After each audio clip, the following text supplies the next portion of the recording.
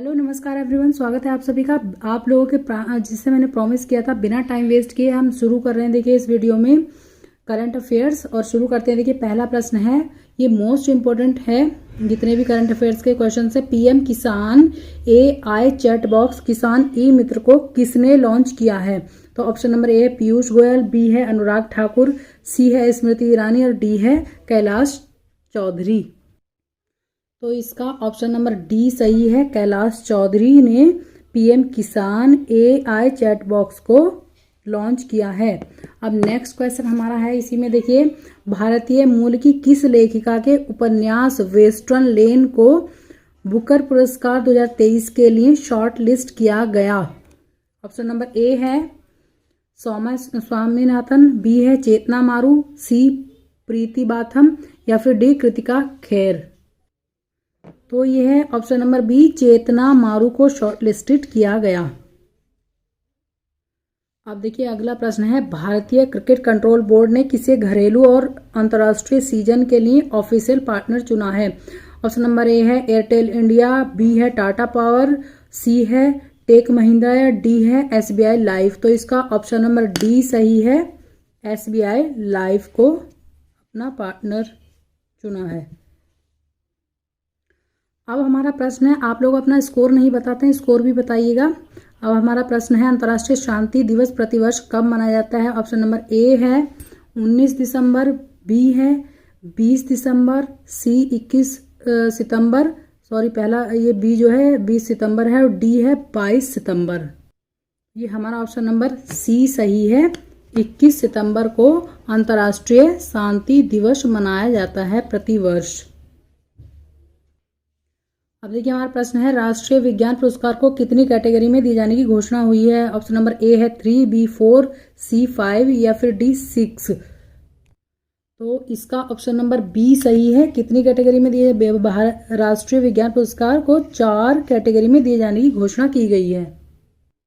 अब हमारा प्रश्न है, भारत सरकार हाल ही में किस देश के नागरिकों के लिए वीजा सर्विस को सस्पेंड कर दिया है? भारत सरकार ने वीजा सर्विस को सस्पेंड कर दिया है। ए पाकिस्तान, बी तुर्की, सी यूक्रेन, डी कनाडा। अभी बहुत ज़्यादा चर्चा में रहा था और अभी भी चर्चा में है। आप लोगों को बताइए किस में है। तो इसका आप सभी को पता होगा, ऑप्शन नंबर डी सही है, कनाडा है ना। खालिस्तानियों की वजह से इसको यहाँ का वीजा इन्होंने सस्पेंड कर दिया है। नेक्स्ट हमारा देखिए प्रश्न है, स्किल्स ऑन व्हील्स पहल किस मंत्रालय द्वारा शुरू किया गया है? ए शिक्षा मंत्रालय, बी वित्त मंत्रालय, सी कौशल विकास और उद्यमिता मंत्रालय और डी है ग्रामीण विकास मंत्रालय। तो इसका ऑप्शन नंबर जो है वो सी सही है। ये है कौशल विकास और उद्यमिता मंत्रालय। अब नेक्स्ट प्रश्न हमारा है, देखिए प्रश्न है, भारत की G20 अध्यक्षता पर पीपुल्स G20 नामक ई पुस्तक का अनावरण किसने किया? ए अमित शाह, बी S जयशंकर, सी अनुराग ठाकुर या फिर डी अपूर्व चंद्रा। तो इसका ऑप्शन नंबर डी सही है। ये है अपूर्व चंद्रा। इन्होंने G20 अध्यक्षता पर पीपुल्स G20 नाम की पुस्तक का अनावरण किया। नेक्स्ट प्रश्न हमारा है, Yashobhoomi India international convention and expo centre का उद्घाटन किस राज्य या केंद्र शासित प्रदेश में किया गया? ऑप्शन नंबर ए है लद्दाख, बी असम, सी बिहार और डी है दिल्ली। तो इसका आंसर है ऑप्शन नंबर डी, दिल्ली केंद्र शासित प्रदेश है, तो इसलिए लिखा हुआ है इसमें। अब हमारा क्वेश्चन है, देखिए नमो 11 सूत्रीय कार्यक्रम की शुरुआत किस राज्य में की गई है? ए बिहार, बी उत्तर प्रदेश, सी महाराष्ट्र या फिर डी केरला। तो इसका सही आंसर है ऑप्शन नंबर सी, महाराष्ट्र। अब नेक्स्ट प्रश्न देखिए हमारा, नई दिल्ली G20 शिखर सम्मेलन के दौरान किस संघ को G20 का स्थायी सदस्य के रूप में शामिल किया गया है? ऑप्शन नंबर ए है आसियान, बी है अफ्रीकन यूनियन, सी है सार्क और डी है ओपेक। तो इसका ऑप्शन नंबर बी सही है। अफ्रीकन यूनियन को G20 के स्थायी सदस्य के रूप में शामिल किया गया है। और ये वैसे ही इम्पोर्टेंट है क्योंकि इसकी अध्यक्षता आपको पता होना चाहिए कि कहाँ पे हुई थी। आप लोग कमेंट बॉक्स में बताइएगा कि इसकी अध्यक्षता G20 की इस बार बैठक कहाँ पे हुई थी। नेक्स्ट प्रश्न हमारा है G20 शिखर सम्मेलन के दौरान भारत ने वर्ष 2024 में होने वाली G20 की अध्यक्षता किस देश को सौंपी। अगर कोई शिखर सम्मेलन होता है तो उसका पिछला और आने वाला आपको याद होना चाहिए और सबसे पहला भी होना चाहिए जो करंट में अभी अभी बीता है। तो फर्स्ट ऑप्शन देखिए इंडोनेशिया है, बी है USA, सी जापान और डी है ब्राजील। तो इसका सही आंसर जो है वो है ब्राजील। ब्राजील को सौंपी है भारत ने। इसकी जो नेक्स्ट अध्यक्षता करेगा ब्राजील करेगा। अब देखिए बहुत ही इंपॉर्टेंट प्रश्न हैं दोनों ये। पहला ये वाला जो है 20वें आसियान शिखर सम्मेलन का आयोजन कहाँ किया गया है। ए नई दिल्ली, बी दुबई, सी कुआलालंपुर या फिर डी जकार्ता। तो इसका ऑप्शन नंबर ए सही है और ये भी बहुत ज़्यादा महत्वपूर्ण है, इसको जरूर याद रखिएगा। शायद ये आए 101% चांसेस हैं इसके। तो क्वेश्चन है हमारा G20 शिखर सम्मेलन 2023 का थीम क्या थी। थीम होती है हर बैठक की। तो उसमें ऑप्शन नंबर ए है one earth, one family, one future. फिर बी है ग्लोब, ये है ग्लोब टुगेदर। सी है वर्ल्ड इज फैमिली और डी इनमें से कोई नहीं। तो ये इसका ऑप्शन नंबर ए सही है, one earth, one family, one future. ये इसकी थीम थी। इसको इंग्लिश में याद कर लीजिएगा। इंग्लिश में मुश्किल से आएंगे, सॉरी हिंदी में मुश्किल से आएगी, हिंदी में भी आएगी। तो आप कह सकते हैं एक धरती या पृथ्वी, एक परिवार और एक भविष्य, इस तरह से करके आएगी अगर हिंदी में आती है ये। तो इसको याद कर लीजिएगा इंग्लिश में भी और हिंदी में भी, दोनों में। अब देखिए प्रश्न है हाल ही में खबरों में रहा PM ऊषा अभियान का संबंध किससे है। ए ऑप्शन ए है नीति आयोग, बी शिक्षा मंत्रालय, सी स्वास्थ्य मंत्रालय और डी इनमें से कोई नहीं। तो ये है, देखिए ये शिक्षा से संबंधित है तो मोस्ट इंपोर्टेंट है, याद रखिएगा शिक्षा मंत्रालय से इसका संबंध है PM ऊषा अभियान का। प्रश्न देखिए हाल ही में चंद्रमा के दक्षिणी ध्रुव पर सफलतापूर्वक उतरने वाला पहला देश कौन बन गया है। ए अमेरिका, बी रूस, सी चीन और डी भारत। तो ऑप्शन नंबर डी इसका सही है, भारत।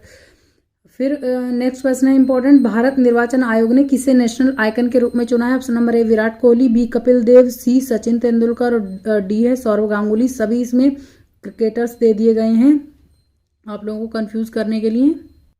और इसका ऑप्शन नंबर सी सही है, सचिन तेंदुलकर को चुना गया है भारत निर्वाचन आयोग के द्वारा नेशनल आइकन के रूप में। नेक्स्ट प्रश्न हमारा देखिए नेशनल ग्रीन ट्रिब्यूनल के नए अध्यक्ष किसे नियुक्त किया गया है। ए जस्टिस प्रकाश श्रीवास्तव, बी है justice Umesh Sinha, C justice Ramesh Kumar Singh और डी है जस्टिस दीपक कुमार मिश्रा।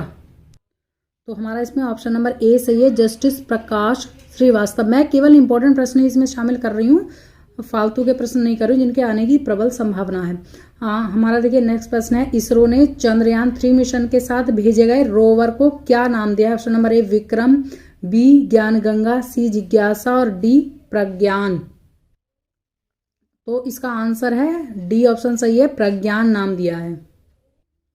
अब देखिए प्रश्न हमारा, खेलो इंडिया महिला लीग का नाम बदलकर क्या रख दिया गया है। ए है जागृति महिला लीग, बी है अस्मिता महिला लीग, सी है किरण महिला लीग और डी है बेटी महिला लीग। तो इसका जो है ऑप्शन नंबर बी सही है, अस्मिता महिला लीग। याद रखिएगा खेलो इंडिया महिला लीग का नाम बदलकर अस्मिता महिला लीग रख दिया गया है। अब नेक्स्ट प्रश्न हमारा है, ब्रिक्स समूह का 15वां शिखर सम्मेलन किस देश की अध्यक्षता में आयोजित किया जा रहा है या किया गया। ए ब्राजील, बी भारत, सी चीन और डी है दक्षिण अफ्रीका। इसका देखिए ऑप्शन नंबर डी सही है, दक्षिण अफ्रीका। देखिए प्रश्न है हमारा, भारतीय रिजर्व बैंक ने बैंकों में जमा अनक्लेम्ड डिपॉजिट्स का पता लगाने के लिए कौन सा पोर्टल लॉन्च किया है। ऑप्शन ए है उद्गम पोर्टल, बी है सहज पोर्टल, सी है मदद पोर्टल या फिर डी है विश्वास पोर्टल। तो इसका ऑप्शन नंबर ए सही है, उद्गम पोर्टल। अब नेक्स्ट प्रश्न है, हाल ही में किस भारतीय धाविका को डोपिंग के चलते 4 साल के लिए बैन किया गया। Option number A Hima Das, B Annu Kumari, C Dutee Chand या फिर डी जो है वो दीपिका सिन्हा। इसका ऑप्शन नंबर जो है सी सही है, दुती चंद को बैन कर दिया गया है। अब हमारा नेक्स्ट प्रश्न है, देखिए eco friendly debit card launch करने वाला भारत का पहला बैंक कौन सा बना है। ऑप्शन नंबर ए है एयरटेल पेमेंट बैंक, या बी है पेटीएम पेमेंट्स बैंक, और सी है जियो पेमेंट्स बैंक, और डी है फिनो पेमेंट्स बैंक। तो इसका ऑप्शन नंबर ए सही है, ये है एयरटेल पेमेंट्स बैंक। नेक्स्ट देखिए बहुत ही इंपॉर्टेंट प्रश्न है, 8 अगस्त 2023 को पूरे भारत में भारत छोड़ो आंदोलन की कौन सी वर्षगांठ मनाई गई? ऑप्शन नंबर ए है 77वीं, बी है 79वीं, सी है 80वीं या फिर 81वीं। तो इसका सही आंसर ऑप्शन नंबर डी 81वीं वर्षगांठ मनाई है 8 अगस्त 2023 में पूरे भारत छोड़ो आंदोलन की। हमारा नेक्स्ट क्वेश्चन देखिए है, सूर्य के अध्ययन के लिए इसरो द्वारा भेजे जाने वाले भारतीय मिशन का नाम क्या है?